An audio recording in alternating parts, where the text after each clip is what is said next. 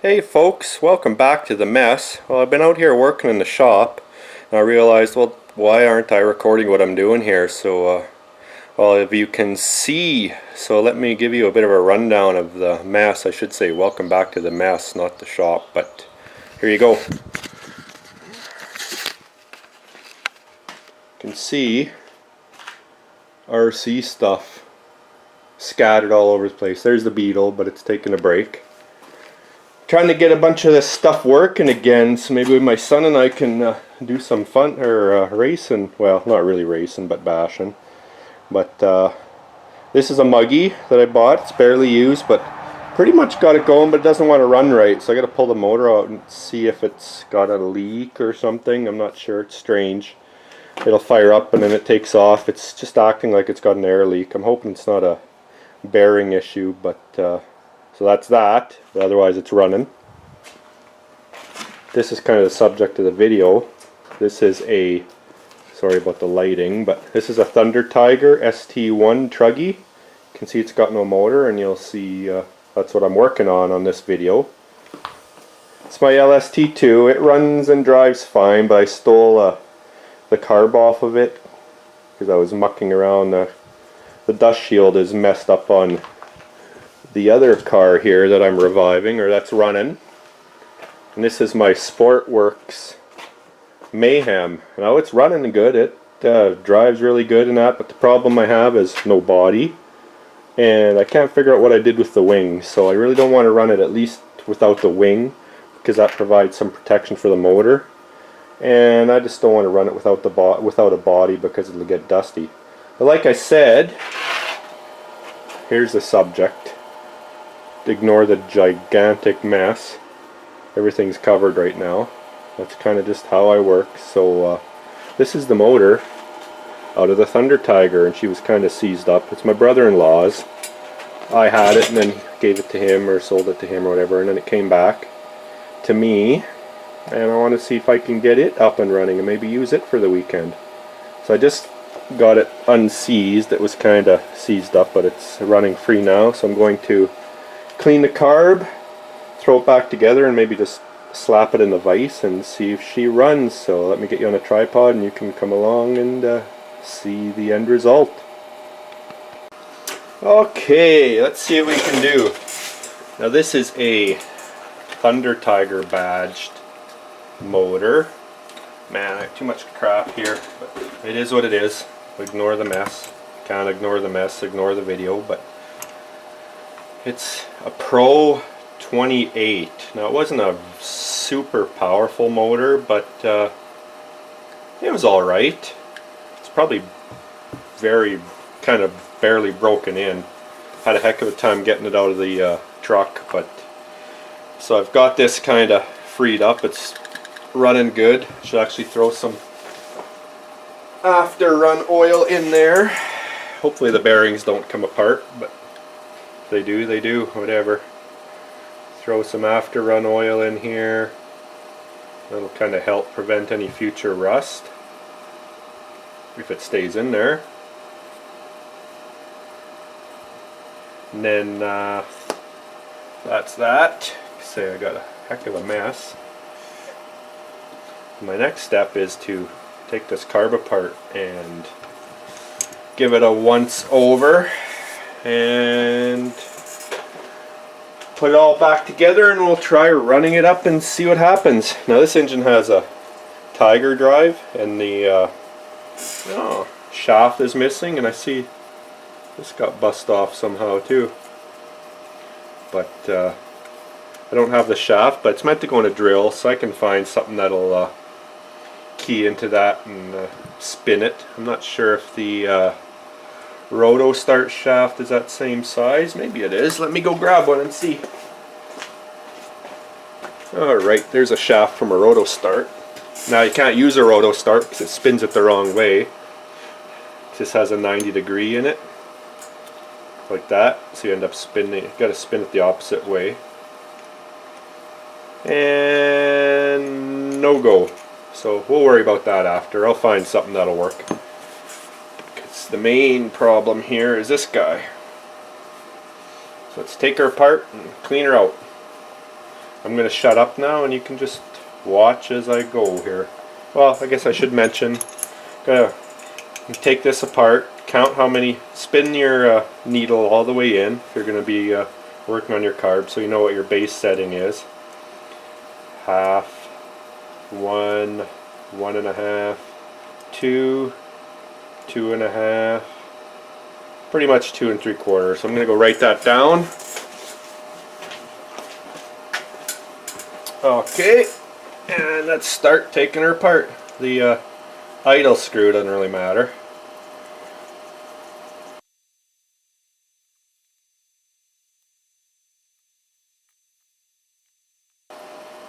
Voila! There you have it. That's all there is to it. Take these suckers apart. Now I'm not going to mess with the, where is it? The one screw for the low speed well,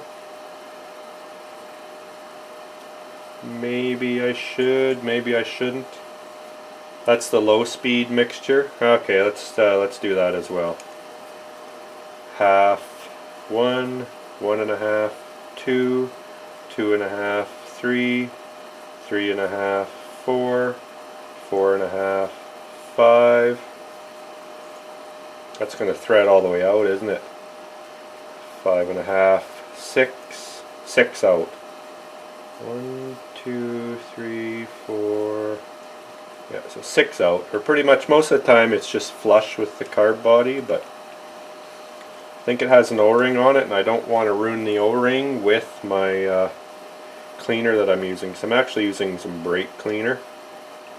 So this I'm not going to brake clean. Usually the main problem is these passages in here. There's not much to plug up on these things, but still want to start with a clean slate. So I'm going to go and wash this out and wash this off, and we'll clean all these up and get it back together. Alright, well, carb's back together.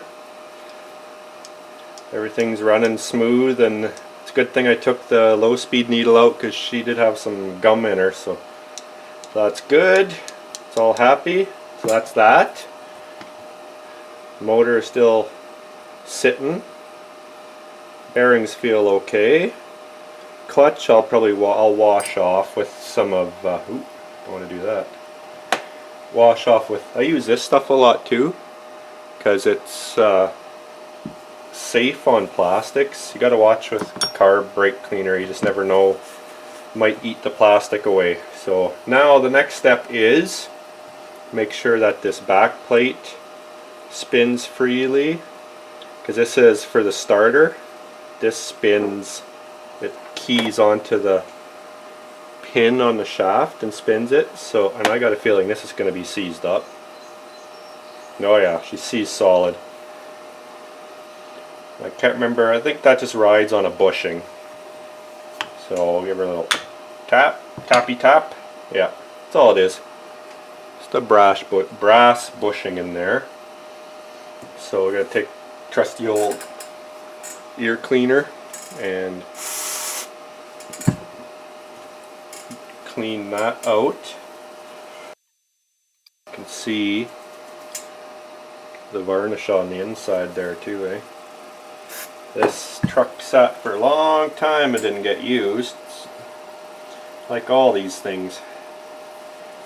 Oh boy, that's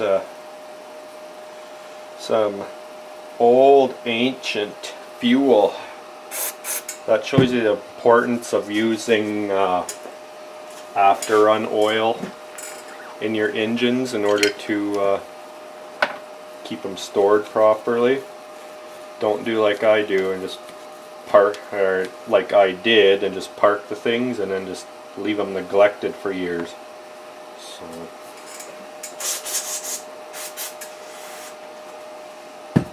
using a dollar store brass brush works pretty good on the aluminum without hurting it. Another thing is that contact cleaner is it doesn't attack the rubber O-rings either. Well, I don't know if it's rubber, but the O-rings.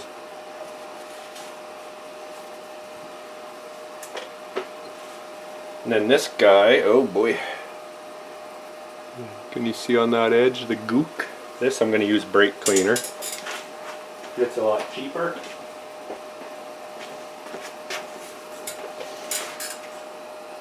There, that's all cleaned up now too, and that varnish was what was causing this to stick, not the bushing. Turns smooth now, so we can throw that back on.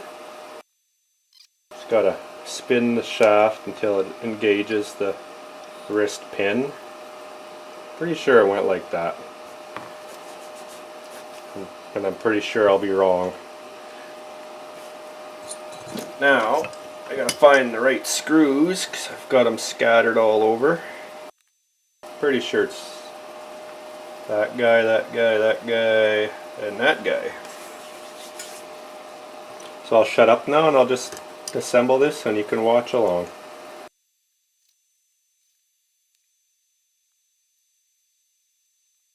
Oh, one thing I should have mentioned about these back plates is a lot of times they'll have a gasket on them.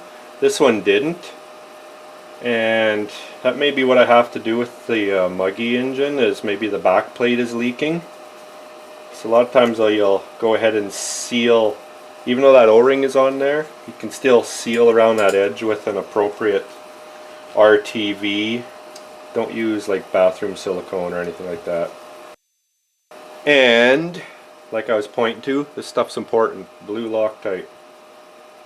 Doesn't take much, but nitro motors have a tendency of shaking bolts loose.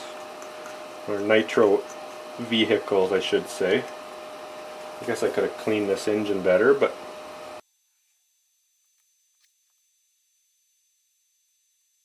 I'm going to clean. There's a one-way bearing in here, and that's what grabs onto this shaft, but it only grabs onto it in one direction. So I'm going to clean that with my brake cleaner as well. Now, you'd think that this being a bearing that you should lube it, but you don't want to lube it. You want it dry, because if you lube it, then it will not grab the shaft. Now this motor did not come with this Tiger drive. I added it after. So I think that might be partly why this is bust off. I had to clearance it, but I don't know, it was a long time ago, I don't remember. This truck originally had a pull start on it. Pull starts are a pain in the butt. Well, a pain in the hand. Okay, I got her all back together. I ditched the split washers and I put flat washers on there instead to kind of even out the effort of the bolt pinching down on the plastic to hopefully keep it from breaking. I'm still thinking I probably ground that down a bit in order to make it fit in the truck, but that's fine. Now I'm going to put this back in. There was an O-ring seal down in the carb throat. Yeah, the carb, it's same thing. You want to have it sealed, any air coming in, but I think that should be okay. Sometimes you can throw a little O-ring on this edge, but I don't think I have one that'll work. So we're just going to deal with what we have here, because it fits pretty flush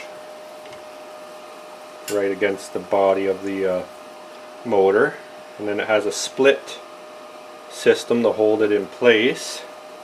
Oh, there's a B. I got B's here. Got rid of two and two more came back to replace them. I just slip in there, and then it just, there's a long bolt. Okay, I don't like having that guy here. He's getting her. I don't trust him. Sorry about that to all you people that like bees, but I just don't want him walking around in front of me. He might decide to give me a zinger, sting me, so don't know why they like coming in here, but they do. come in through the door, garage door, and then they proceed to hang out on the window. So now there should be, there it is, long bolt. I'm not going to Loctite this guy. That'll just thread in like so, and that'll pinch the two plastic spacer thingies together and lock the carb into place. Works really well. Don't have to tighten them too hard. There we go. So I'll continue on and we'll try starting it. Okay folks, well I've got her all set up to try a test run. I screwed up initially when I put the back plate on and had it on wrong and the piston was hitting it, so good thing I checked beforehand before I cranked over hard. And here's my solution for the spin drive for the time being. It's just a cut off hex key. So if this works, I'll weld it to a longer shaft and run her that way. So I got my test box, or my box here with the glow plug igniter.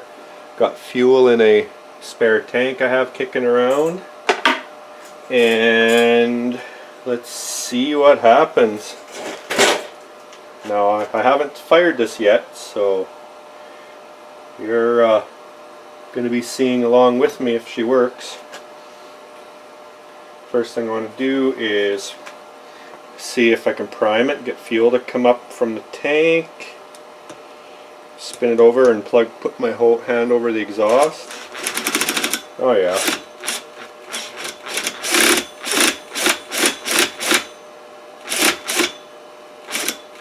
There, we got fuel to the carb, so that's going to work. I have good feeling this is going to work, but you never know. It hasn't run in many, many years.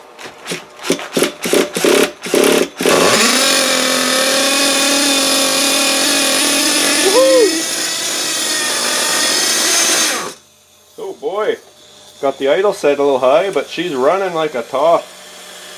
Look at that. Success. Let's try her again, make sure she's clamped in the vise good. Shook herself right loose.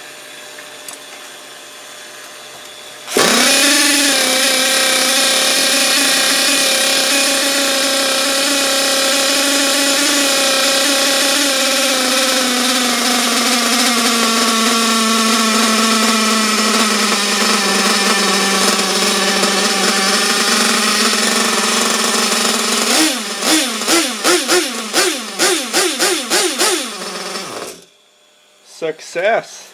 Excellent! Oh boy, you don't want to run those long in the garage because the nitromethane in the fuel just gasses you right out. So, man, that's the probably the best running engine I've got so far. She fired right up and sounded good, and it didn't bog or anything when I opened up the carb. So, excellent! I'm going to put that aside and work on the actual truggy itself and see what we can do there. So expect another video on that. Not necessarily working on it, but completed. So until then, take care and talk to you later.